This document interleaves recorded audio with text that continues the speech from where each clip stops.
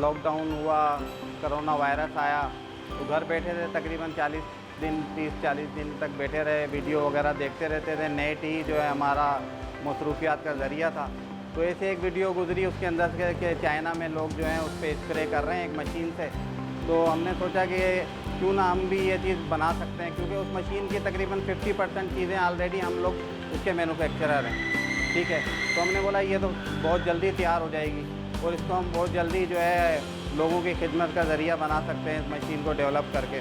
तो हमने कोशिश की और हमने तकरीबन 7 दिन के अंदर ये मशीन तैयार की और जो है पूरी टीम के साथ, लड़कों के साथ पूरे SOP जो सेहत के हवाले से होते हैं उसको मद्देनज़र रखते हुए हमने इस पर काम किया। और अल्लाह का शुक्र है कि उसको हमने रोडों पे, रास्तों में, स्ट्रीट के ऊपर रन करना शुरू कर दिया और स्प्रे करना शुरू कर दिया। इससे माशाल्लाह से बहुत अच्छा रिज़ल्ट आया।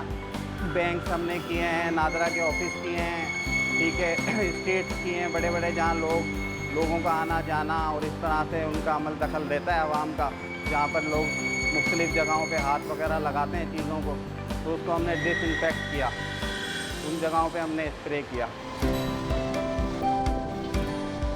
बड़ी मशीन हमने पहले तैयार की थी, अब जो है हमने एक छोटी मशीन डेवलप की है जो छोटी छोटी गलियों में, गरीबों के महल्ले में, जो जिनकी दस्तरस नहीं है, लोग वहाँ सफाई के लिए नहीं आते, तो ऐसी जगहों पे जहाँ पर इसके मरीज़ ज़्यादा हैं, जिन पे ये कोरोना वायरस के मरीज़ जहाँ पर आने लगे हैं, तो उन जगहों पे आप इस गली महलों में इन पे स्प्रे कर सकते हैं। छोटी से रास्तों से भी गुजर सकती है, गांव देहात में भी आप इसका इस्तेमाल कर सकते हैं।